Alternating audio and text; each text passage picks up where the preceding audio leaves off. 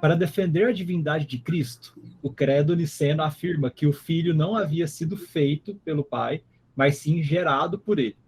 Mas como exatamente os autores entendiam o termo gerado? E aí ele coloca que, na concepção dele, essa palavra ainda mantém a ideia de algo que foi criado. A diferença, Pedro, não sei se o Pedro está aí, é que quando usa o termo criado, pressupõe, né, se conclui uma criatura. Então, pode ser semelhante, mas não é da mesma natureza. E aí, gerado, que aí pressupõe também mais filiação, né? E aí a gente puxa lá, porque Deus é pai e é pai eternamente.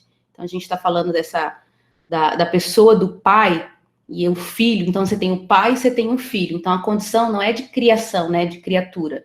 Que era isso que Ario estava falando, estava colocando ali. Mas ele é gerado, então implica a mesma natureza. A ênfase aí do gerado é mesma natureza, porque a briga toda é em torno disso. Qual é a natureza de Jesus? Eu estava até lendo esses dias, bem rapidamente, a posição do Ario, quando ele colocou Jesus como o princípio da criação, né, o primogênito da criação, como o primeiro criado, né? Então, é uma visão de Jesus bem assim. Jesus estava em alta para Ario ali, não estava em baixa, não. Mas, de um outro ponto de vista, estava em baixa, né? E aí, eu não lembro o autor que eu li que fala sobre isso, que o ponto do Ario era apresentar Jesus como um modelo moral a ser seguido. Isso é bem interessante, né? Porque isso bate com várias outras teologias que a gente vai ver depois, outras heresias e tal. Então, o ponto aí é natureza. Então, gerado, a gente estabelece o fundamento da relação das duas pessoas da Trindade ali, o Pai e o Filho, e estabelece que é da mesma natureza, né? Isso aí é o que a gente vai chamar de doutrina da eterna geração do Filho, né?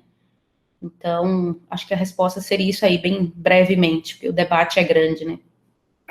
Isso é uma questão muito séria. Eu me lembro, das vezes que eu morei fora da casa dos meus pais, no contexto universitário, e eu morava numa república, e tinha um outro rapaz que fazia filosofia comigo, gostava muito de assuntos religiosos, gostava do cristianismo, gostava de Jesus, mas o teste do cristianismo com ele foi essa doutrina. Quando a gente conversava, ele tinha muita admiração por Cristo, ele gostava muito, mas ele seguia uma outra coisa lá chamada pathwork, que não é a costura. Tem uma religião, né? Tem um pathwork, que é a costura, mas tem um pathwork, que é uma espécie de um espiritismo, de uma moça lá que deu umas palestras e segue-se isso.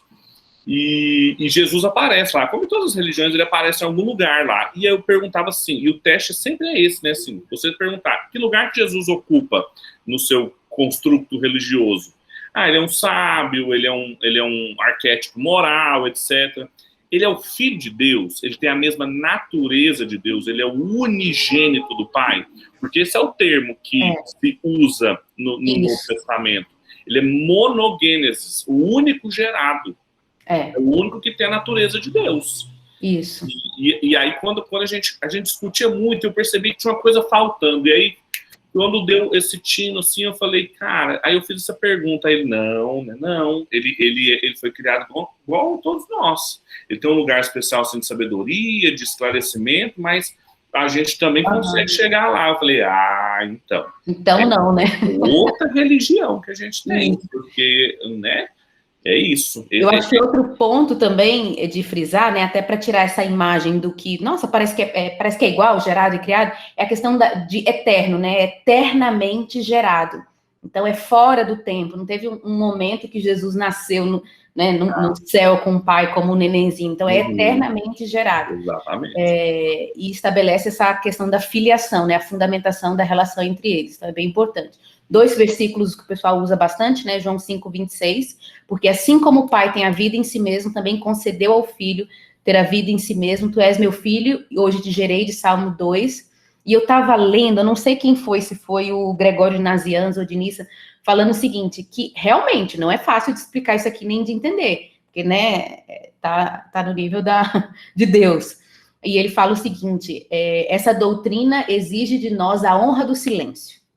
Porque você fala assim, não, mas como é que é isso? Eternamente gerado. É meio complicado mesmo, né? Então, é um dos das questões da Trindade que a gente não consegue calcular matematicamente, né, explicar matemática ou quimicamente como que aconteceu isso, mas é isso, ele é eternamente gerado.